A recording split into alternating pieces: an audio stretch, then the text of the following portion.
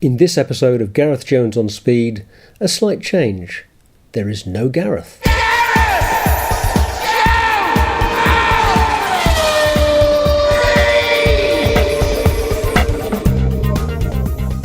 Hello, welcome to Gareth Jones on Speed. A slightly different format today. I'm your host, Zog, and with me is Alex Goy. Hello. And there is no Gareth. He has other stuff going on. He's doing live things, and yeah, so he's very, very busy and sends his deepest, darkest apologies. But he's up to his elbows in boxes at the moment. Yeah, or at least that's what he says. So here we are, keeping on, and we both thought it'd be interesting to just have a little chat today about revivals. Really, yes. Everything old is new again. Apologies to Bob Fosse, because you were very excited, as were other people, about the Renault 5. And it seems like we should have a little chat about that, and then, about some of the other revived... Other things that we could do, or that could be revived. Yeah, so the Renault 5 is one of the most exciting cars of 2024. Even the police agree as they go past my house. Thanks, crime.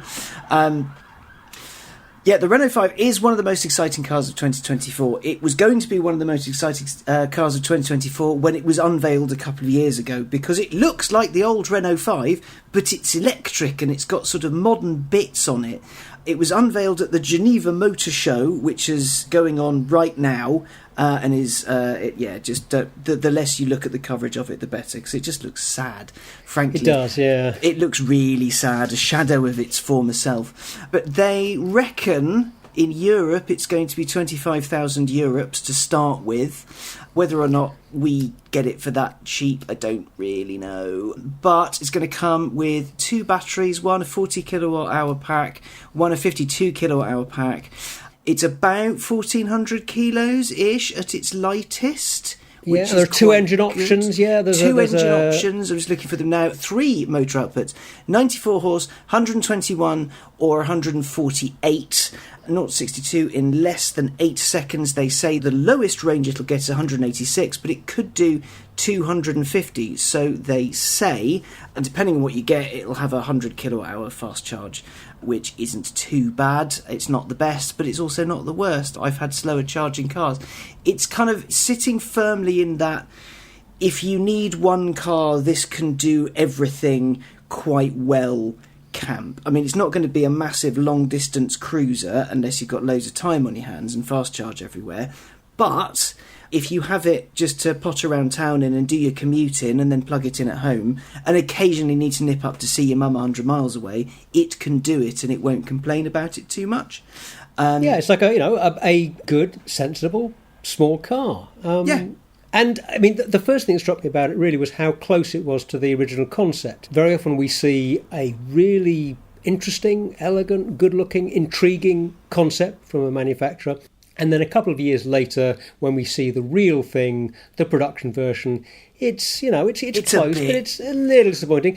They seem to have really done well. Yeah, I mean, normally concepts and then their production models, it looks like someone tried to draw the concept from memory, and that's not great. But this, it looks properly good, and it's coming in 5 colours, apparently. So there's black and white, yawn, there's a navy blue, but there's also one of the greenest greens I've ever seen. Oh, yeah, that's a sparkly metallic green. That's a good look, I think. It's a very good look. And then there's this yellow, which was kind of the concept colour, and it just looks mega. There are a few little bits that went missing from the concept, like the Perspex sticky outy 5 bits, and the odd thing here and there, bang on. But the strange thing is, I remember when I was a kid, the Renault 5 was an old car. The Clio was around, and we were on that sort of blobby Clio at that point, so Clio 2 and a bit. It wasn't the blobby one, but it was the blobby one with pointy bits on it, so yeah, the second gen. And the Renault 5 was just this naff old thing that you had as a first car, maybe, or like people had one and it didn't really mean that much. And then the new one came out. It's amazing because it's properly cool. Is it mostly the aesthetics that got you so excited? Because it's yes. When it comes to EVs, especially small EVs, I think a lot of the industry suffers from this. Well, it needs to be a small aerodynamic egg. And if it's not at egg, then we're in trouble and everything is bad. Whereas this at least has deliberately stylised. They've brought a little bit of the old school back, which will appeal to older buyers, but also younger buyers for whom retro is everything. This reminds me weirdly of, it was turn of the century or middle of the aughts, where everyone just went, you know what, we're going to make cars that look like old cars. So the Mini came back, the Fiat 500 came back, the Mustang started looking like an old Mustang. And they all, everything just looked a bit... There was the PT Cruiser, the Prowler, those, even that... Well, although that's not really quite the same as a Mini roll. No. But there's the same, let's do a retro thing. Yes. Let's look to the past for our design inspiration for this new model. Yeah, let's go back and enjoy it a little bit. I mean, there's some neat details, like the interior is really cool. The thing I really love, though, is you can option in a baguette holder. I was going wicker to... baguette holder. I know, I absolutely love that. Now, I mean, strictly speaking, I guess you could probably put that baguette holder in another vehicle. I couldn't see quite how it was mounted, I think it's a clip that goes onto the centre console thing, and it starts to look all jazzy and stuff. It's a little detail that, I mean, it's kind of silly, but it's wonderful. You could have other uses. Or a bottle of wine, if it was thin. A bottle of wine, there you go. Or lots of those tiny stubby beers that seem to have gone from supermarkets. You mentioned the interior. It's a very good-looking interior beyond the baguette holder. That sort of lovely denim-y thing they've got going on. Yeah. The design department have done a great job with that. Yeah. One or two things that I wasn't quite so sure about, but mostly just on the bonnet, because while I think they've reflected very well a lot of the classic elements of the Renault 5, the squareness of the headlights, the general shape, in trying to do something with that little sort of bonnet vent, they've put an illuminated 5 in that location. Yeah. It just looks a bit... I mean, it's not really doing... That doesn't idea, work for me. It's just, the idea behind it, for the sake of it. It's to mirror the old, heat outlet from the bonnet, and now it will show you charge status and things like that. It's one of those sort of big old visual indicators, see just how charged up your motor is. Like, all EVs have it in some way, shape or form, at least all the ones I've driven, where your car's plugged in outside... You can have a quick look through the window and see, right, it's on 60% or 80%. It's like a vague thing. I see why they've done it. I like it, but again, each to their own, I think. But I adore it. But this did get me thinking. Well, it got us thinking, really. What else is going to be the darling EV of the future, or the darling car of the future? In 20 years, are we going to lose our minds because they're bringing out a Clio EV? Yeah, but will we in 20 years' time be seeing a lot of revivals of current generations of vehicles? I suspect not. Okay, I've got two kind of competing thoughts here. On the one hand, there's this thought that partly because we're in this period when electrification is allowing manufacturers to create new vehicles, and they are kind of reaching back into the past to imbue these vehicles with properties, with a cachet, with an appeal that draws on past glory. And if you're a company like Renault, you can do that. If you're a newer Chinese manufacturer, sure, you can't do that. But if you've got a heritage, why not exploit it? Yeah. But exploit it well. Exploiting it well is the key, because you can have a manufacturer goes, we've put this name on this completely different car. I mean, Ford's kind of experiencing that with the Mach-E. Because it's a Mustang, and then Mustang people are going, Mustang, is it? Not. But as far as Ford's concerned, it imbues bits of Mustangness. But then Mini kind of did it properly, because it went, here is the Mini hatch, and then it's grown the range to fit around it. And the argument I always have with people about Minis, they go, it's a BMW Mini, it's not a proper Mini, is it? And you think, well, no, but at this point, the proper Mini has been out of production for, nearly 25 years, quarter of a century. And the new Mini has been going on and on and on and on and on and on. And Mini itself has become not just a Mini, it's its own brand, its own thing, it's this aspirational thing. And now when people get out of the Mini hatch, they want something a bit bigger. If they still like Minis, Mini wants to keep them. So they've sort of had to, whether or not there'll be a Renault 5, I don't know, MPV or something like that. But there will be a Renault 4. There will be a sort of lifted thing based on the same platform as this, which is mega. That'll be interesting. Yeah, no, that should do well. But okay, now the Mini that you mentioned, now I think that's clearly, the best success story of a model revival in the contemporary era. Yeah. Now, if we compare it to, let's say, the VW Beetle, the new Yes. Beetle, which faded away, it was launched about the same time. What is it that makes one of those work so well and makes the other, in the end, an also-ran? It wasn't a flop. It wasn't a It flop. did, no, it wasn't a flop, It but was an excellent car. It was sort of a styling exercise, I guess. It was a Golf underneath, wasn't it? Because VW had that platform. Right, and it had yeah. all the bits and the toys, and they did loads of cool stuff with it. And I think VW tried to say, well, we're still VW. We're the VW that made the Beetle. Look at this, where there's a guitar edition, and there's a denim edition, and there's a this edition, that edition. Here's the convertible. Isn't it great? But you went to see the Beetle, and you saw the Beetle next to a Golf and a People Carrier and a Charan and a Passat, whereas Mini was its own identity. You didn't go to a BMW dealership. Well, you did go to a BMW dealership, but you didn't go to the BMW dealership and then in the corner was just one solitary Mini and people going, yeah, this is the exciting thing, look at the party. Right next door to the BMW place, either, attached to the building or one over, there is a Mini dealership that does Mini stuff, and everyone's dressed differently. It's a whole different feel to it. The environment around it was so different. And the Mini brand itself, because it was allowed to be its own brand and its own thing, it wasn't tucked away next to a 3 Series and next to an X5. It had the Mini hatch, which looked like a Mini, sort of, a modern Mini, and it had Mini hallmarks, and it embraced fun. And then, as time went on, there was the Countryman and the Clubman, and they all did the Mini thing, but they were always surrounded in their own world. There was no kind of headline going, oh, well, BMW Mini does this, BMW Mini does that. It's the Mini Cooper, or the Mini Hatch, or the Mini Countryman. But VW, I guess, the environment that it introduced the Beetle into, and the culture as well, because if you're, the Beetle itself, I mean, I wasn't there at the time, as much as I regret it, but the Beetle itself, along with the Mini, they were small, cheap, and they got people round, they lasted forever, they did all the things, they weren't this difficult thing that modern, I hate to say it like this, but modern cars are now, where there's servicing schedules and you can't do it yourself, and bits are really expensive. With Beetles and Minis, like my old man had loads of Minis, and he said, well, yeah, when one broke, you just bought another one for 100 quid, took the bits off, and took the rest back to the scrappy.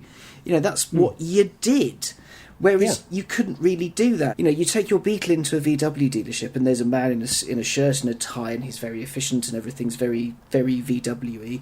Mini, because it was given its own identity, I think, at least that's my working theory, feel free to write in. It's Gareth at garethjones.speed.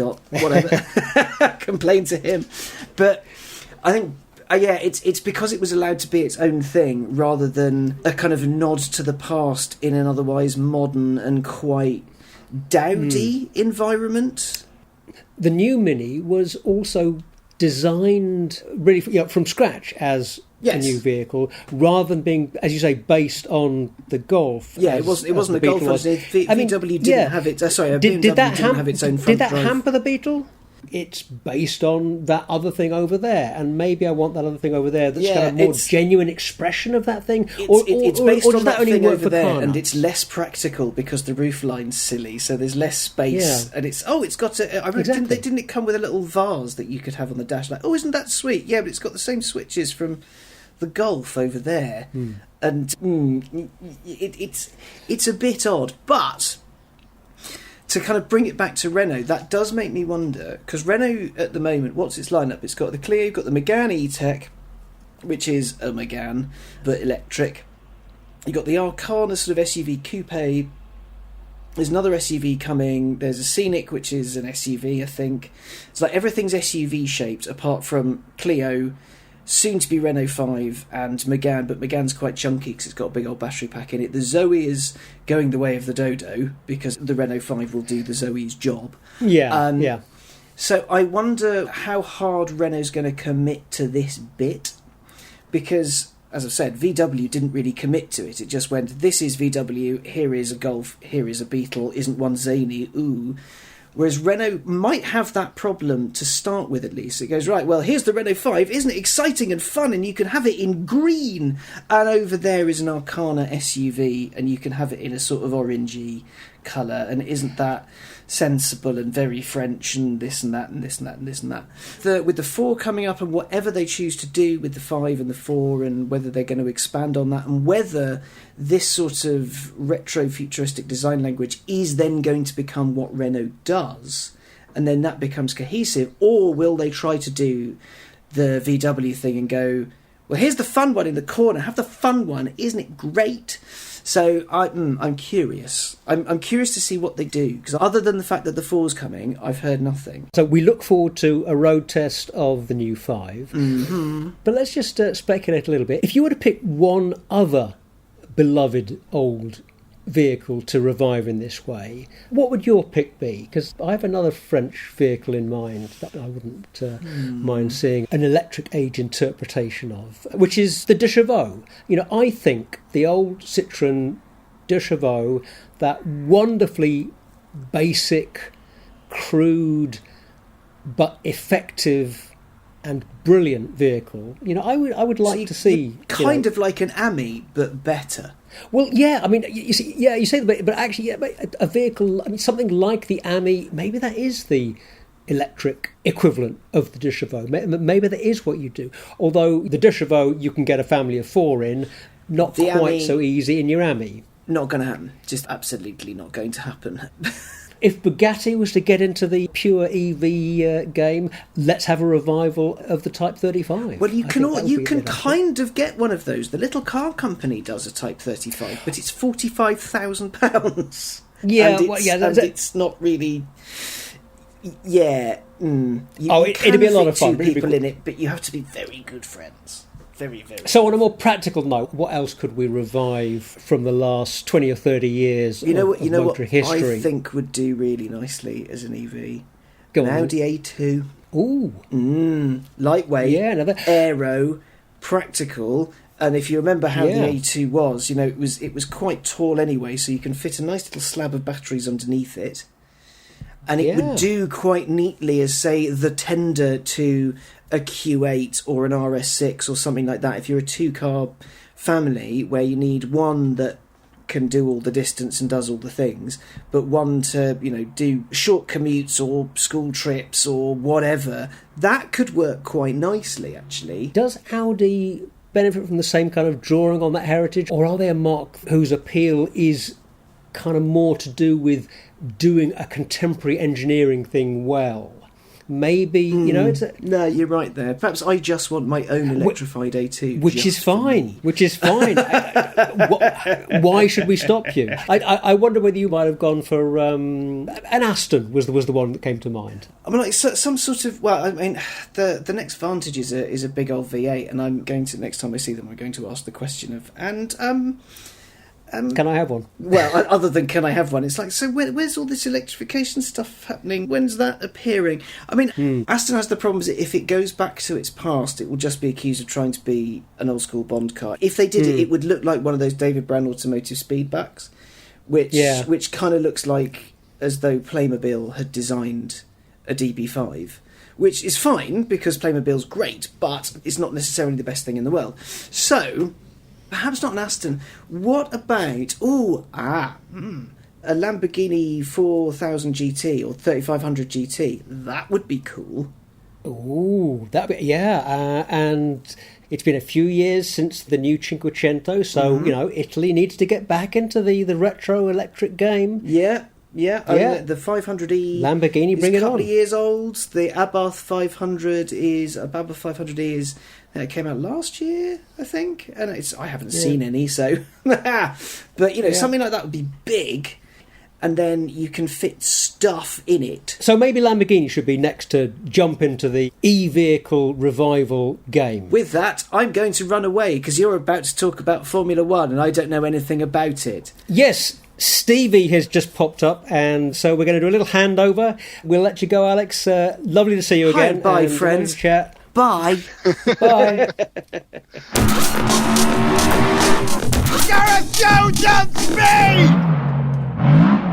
And welcome, Stevie. Thank you. It's lovely to be here. What a lovely surprise. Thank you for inviting me to join you today. Good to have you back. And we're in an exciting moment in between the end of Formula One testing and the first race. Or is it exciting? How excited are you about this F1 season? Right now, I'm struggling to contain myself. I really am. The anticipation is simply enormous until perhaps, we get kind of a few laps into the first race Saturday. But at this point in time, I feel that anything is possible. Wow. You're an optimist. I know. But it's sort of, at the start of every season, because of the changes, there can be big shake-ups. Teams can make enormous strides forward. The evidence doesn't suggest there's going to be a huge change from last year, I think, from what we've seen so far. But it's only testing. So, right now I'm very excited and I'm looking forward to some tremendous racing. I share your Formula One withdrawal rebound. I'm excited for the first race. I'm not quite as excited for this season as I have been for some of the recent seasons, I think, because honestly, it looks like it's going to be a bit too similar to last year. Not enough has changed. We had a sudden dump of dramatic news with Hamilton deciding to go to Ferrari, and on a less positive note, the investigation into Christian Horner, which we're expecting to hear the result of in the next maybe 24 hours. But as of this recording, we haven't heard anything about that. But the driver lineups are the same. The rules haven't changed, so the teams are working within the same set of regulations. And it seems from testing Red Bull were so good they didn't even bother trying. They weren't quickest in testing because they didn't try. They had everything turned down. Ferrari's been quickest because they were trying. But it doesn't bode well for everybody else. It looks very much like Red Bull are going to run away with it. Certainly, the evidence we have does suggest that not much has changed from last year, but you just don't know until we kick off. And I'm just hoping that Red Bull aren't too good, really, because I think behind Red Bull, I think it's going to be interesting again. I think, the challenge between Mercedes and Ferrari, but also with McLaren and Aston Martin, I think that, those four teams are fairly evenly matched still. And I think there's going to be some fantastic racing. I hope you're right about Aston Martin. I'm not sure. Mm-hmm. It looks like they've probably improved their straight line speed, which was something that Alonso was unhappy with last year. So if they've improved that and they've otherwise put a decent car together, maybe it looks like they are behind that triumvirate of best of the rest, Ferrari, McLaren, Mercedes. But, that is very much looking like the end of last year. It is, but remember, again, even at the end of last year, Ferrari were competitive. They really were. They weren't beating Red Bull, but they were closer to Red Bull. So perhaps that's going to continue. Well, Ferrari need to improve their race performance because did they get 7 pole positions last year, but only 1 win, which is, you need a better conversion rate. But we do have more races this year, 24 races. So maybe that gives more. Well, I was going to say maybe that gives more time for teams to develop the cars, but then maybe you're spending more time travelling between races and actually it's putting more strain on the team, so it's harder to develop the car in a 24-race season. I don't know. But I mean, again, last year there were significant changes. Remember the kind of upgrades that happened during the course of the year, and they did have significant impacts on performance. I mean, as they often do.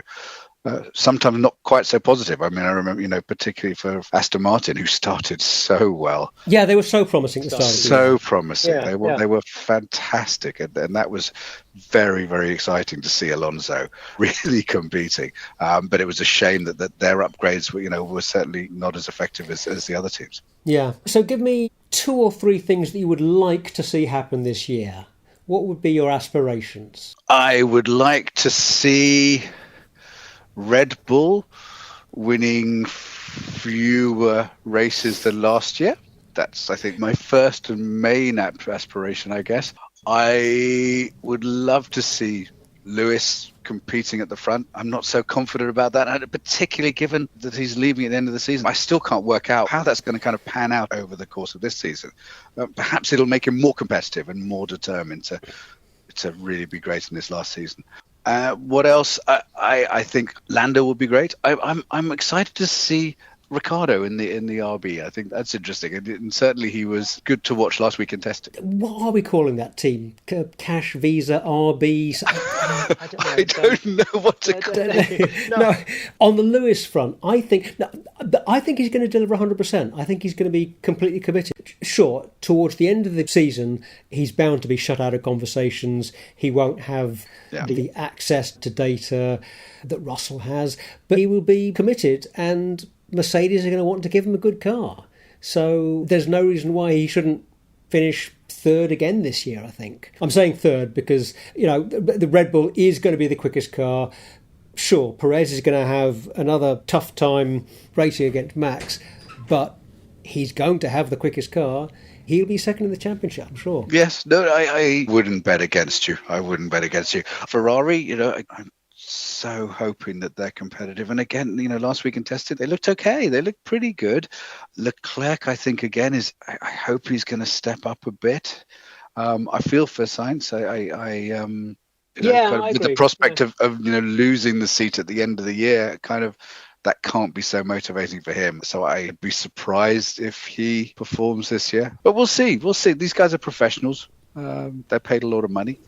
And they should be doing their best. Always.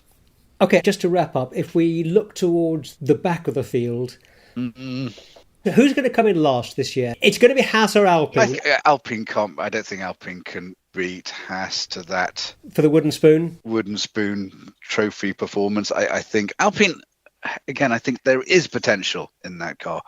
That the Haas, it's slow. It's really slow, isn't it? I'll make a slightly risky prediction here.